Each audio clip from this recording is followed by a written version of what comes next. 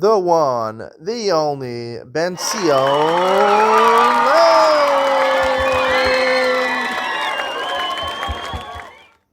Good evening and welcome to Yeshiva YouTube, this post-Tisha B'Av edition of Yeshiva YouTube. We're doing daily double Mishnah Yomi. You can't learn all of Tisha B'Av, but Motzei Tisha B'Av you're allowed to learn.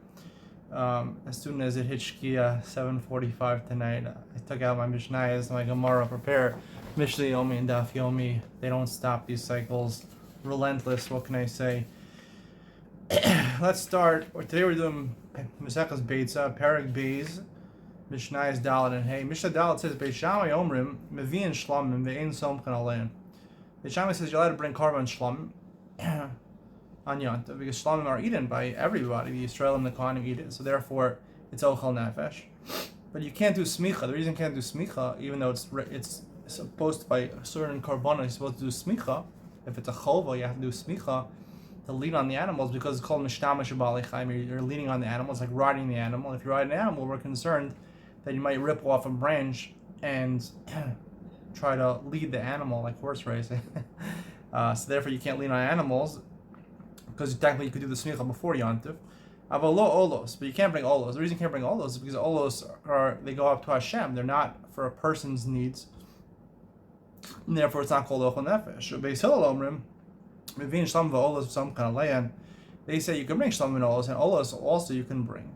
Now, I think the real reason is because we learned previously that Beis Hillel holds that we talk shehut shel tzarach husham shelo tzarach. And the malach here is shechita, shechting the animal, killing it.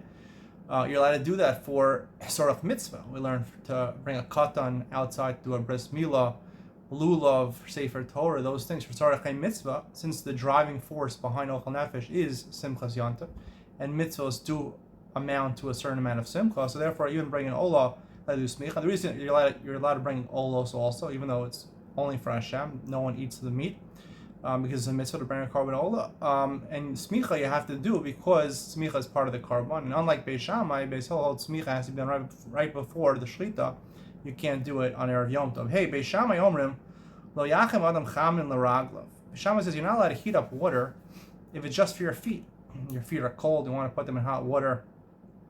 Elon ken ruin l'shtia, unless they're they'd be drinkable water that you theoretically could drink, because then it's ochel nefesh. For your feet is not called ochel nefesh, it's not a food-related benefit. Now the question is, as I said before, Beis Shammai allows things for the driving force behind ochel nefesh, according to Beis Shammai, is pleasure. So why isn't this pleasure allowed? And well, it's also to be noted why it only says l'raglav. Why doesn't it say for the rest of his body, or panav yadav raglav? Usually say those together. We'll talk about that Ian with Ben Sion. Specifically, the Mishnah, I believe, says Raglav for a certain reason. Ian Mitzion, that's the Ian Shir in the Mishnah. Ian with Ben Sion is the Ian Shir in the Gemara.